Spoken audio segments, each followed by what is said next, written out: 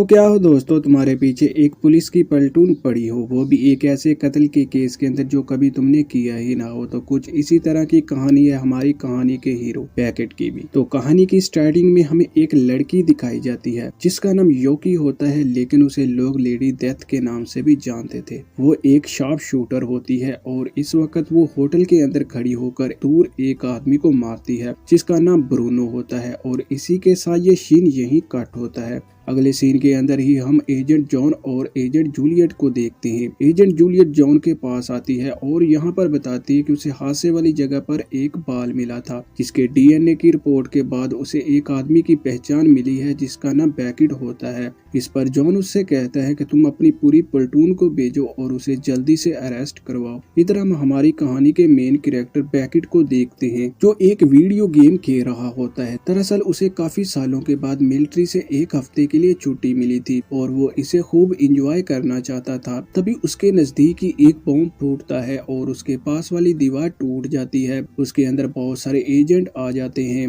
जो बैकिट को पकड़कर अपने साथ लेके जाने लगते हैं। और यहाँ पर बैकिट कंफ्यूज था कि उसके साथ ये क्या हो रहा है। तभी हम वहाँ पर लेडी डेथ को भी एक जगह पर खड़ा हुआ देखते हैं। वो फोन पर किसी से बात करते हुए ये कह रही थी कि बैकिट पकड़ा जा चुका है। सामने वाला आदमी कहता है कि हमें उसकी मौत को सुसाइड दिखाना था।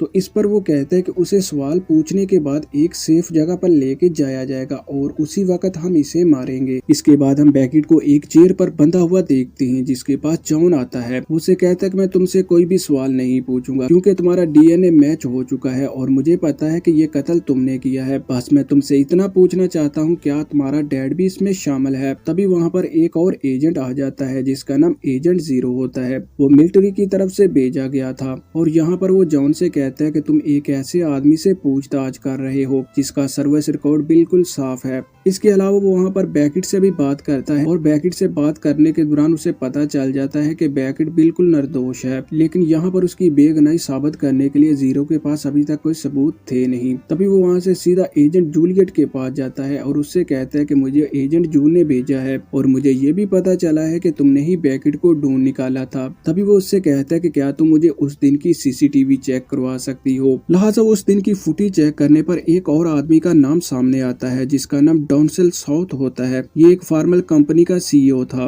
एजेंट जीरो के पास एक क्लू आ चुका था, लेकिन ये भी बैकिट की बेगुनाही साबित करने के लिए पूरा नहीं था। अगले सीन के अंदर ही हम देखते हैं कि बैकिट को एक गाड़ी के अंदर डाल के वहाँ से शिफ्ट किया जा रहा होता है। बैकिट को अपनी गाड़ी का पीछा करता हुआ एक ट्रक नजर आता है। तभी सामने से एक और ट्रक आ जाता है जो कि उनकी गाड़ी को रोक लेता है। पिछले वाले ट्रक और सामने वाले ट्रक दोनों के अंदर से आदमी बाहर निकलते हैं। वो उनकी गाड़ी पर लगातार फायर करना शुरू कर देते हैं। बहुत सारे सोल्जर मर जाते हैं, जो बच जाते हैं उन्हें लेडी डेथ मार देती है। लेकिन बैकिट अभी तक गाड़ी से बाहर नहीं निकला था। वो एक सार्जेंट को पकड़ता है, अपनी हथकड़ी को खोलता है और वहाँ पर एक गन को पकड़ने के बाद एक आदमी को मारता है और बाद में गाड़ी स्टार्ट करने के बाद वहाँ से निकल जाता है। अगले सीन के अंदर ही हम एजेंट जीरो को देखते हैं जो साउथ से मिलने के लिए जाता है और यहाँ पर साउथ अपनी बेटी के साथ डिनर कर रहा होता है। लेकिन एजेंट जीरो कहता है कि मैंने कुछ ही मिनट की बात करनी है और ये बहुत ज्यादा जरूरी है। और यहाँ पर साउथ से बात करता हुआ एजेंट जीरो पूछता है कि क्या तुम उस दिन स्टेज पर क्या कर रहे थे? तो इस पर साउथ कहता है कि ब्रूनो मेरा अच्छा दोस्त था और मैं सिर्फ इसीलिए वहाँ गया था। इधर हम एजेंट जॉन को देखते हैं जिसकी एक असिस्टेंट उसके पास आती है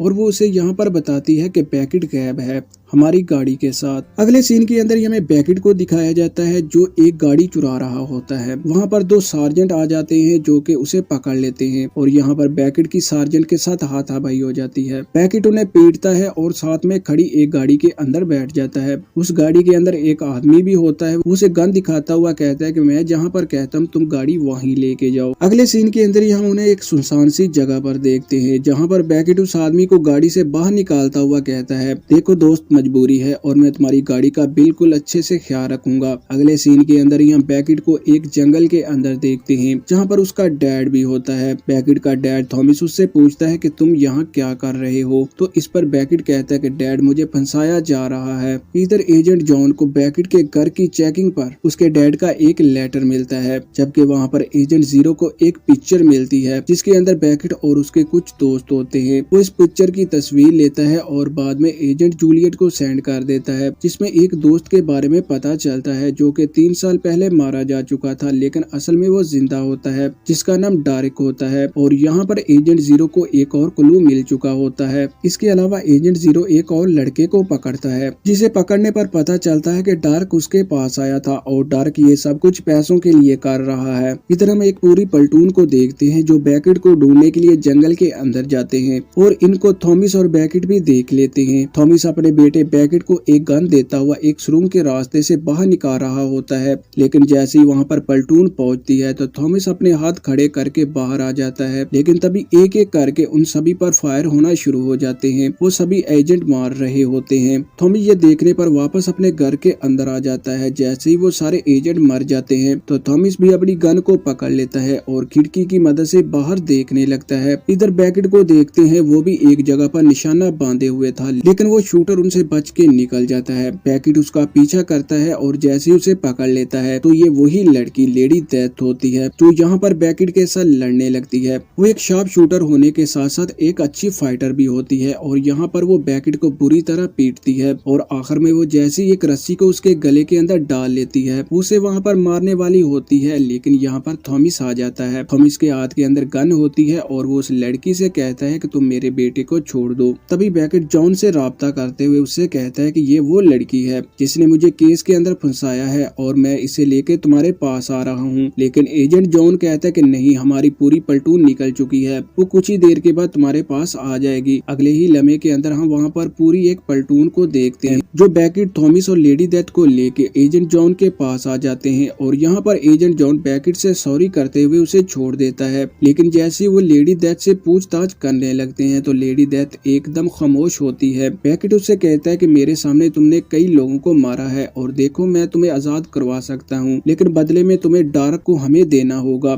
इस पर वो लेडी डेथ डार्क को फोन करती है और उससे कहती है कि बैकेट मेरे पास है, मैंने अभी तक उसे मारा नहीं। बदले में डार्क कहता है कि हमारी डील हुई थी और तुम उसे मार दो। लेडी डेथ कहती है कि नहीं, जब तक मुझे पैसे नहीं मिल जाते मैं इसे मारने वाली नहीं हूँ। तो डार्क उसे मैसेज करता है और एक एड्रेस भेजता है और कहता है कि तुम बैकेट को यहीं ले आओ और यहाँ से अपने पैसे लेके जा सकती हो। लिहाजा तभी बैकेट एजेंट जून के साथ बैठ के एक प्लान बनाता है जिसके मुताबिक लेडी डेथ बैकेट को लेके जैसे ही जाएगी तभी एक शार्प शूटर डार्क को मार देगा। तो तभी थॉमस कहता है कि वो शार्प शूटर कोई और नहीं मैं हूँगा, क्योंकि मेरे बेटे की जान खतरे के अंदर है। इधर हम डार्क के हाउस के अंदर एजेंट 0 को देखते हैं जो छुप के घर के अंदर बढ़ रहा होता है। तभी पीछे से डार्क भी आ जाता है जो एजेंट 0 को पकड़ लेता है। वो उसे बुरी तरह पीटने के बाद जैसे ही बांधता है तभी हम वहाँ पर डोनियल साउथ को भी देखते हैं जो डार्क के साथ मिला हुआ था। इधर लेडी डेथ बैकेट को लेके जैसे ही डार्क के घर के बाहर आ जाती है तो वो डार्क से राब्ता करती है। लेडी डेथ जैसे ही बैकेट को लेके डार्क के पास जाती है तो यहाँ पर डार्क के हाथ के अंदर एक गन होती है और वो लेडी डेथ को शूट करता है। वो गोली उसके कंधे के ऊपर लगी थी, लेकिन लेडी डेथ अभी तक मरी नहीं होती। ये देखते सारी बैकेट भी डार्क पर हमला करता है और यहाँ पर डार्क और बैकेट के दरमियान फाइट होने लगती है। डार्क एक ट्रेन आदमी था और यहाँ पर वो बैकेट को पकड़ लेता है, उसे अपने हाथ के अंदर लेके मारने वाला होता है, लेकिन सामने से एक गोली चलती है जो कि सीधी आकर डार्क के सर पर लगती है और डार्क मर जाता है। दरअसल ये गोली थॉमस ने ही चलाई होती है। इधर हम एजेंट 0 को देखते हैं जो कि खुल चुका होता है और यहाँ पर वो डोनियल साउथ को पकड़ लेता है। इसी के साथ हम देखते हैं कि बैकेट बाहर आते सारी अपने डैड थॉमस के गले लग जाता है। वो खुश थे क्योंकि उन्होंने डार्क को मार दिया होता है और इसी के साथ ये कहानी भी इधर खत्म हो जाती है। तो थैंक यू दोस्तों, मिलते हैं नेक्स्ट वीडियो में जल्दी ही। तो तब तक आप मेरे साथ बने रहें इस चैनल पर।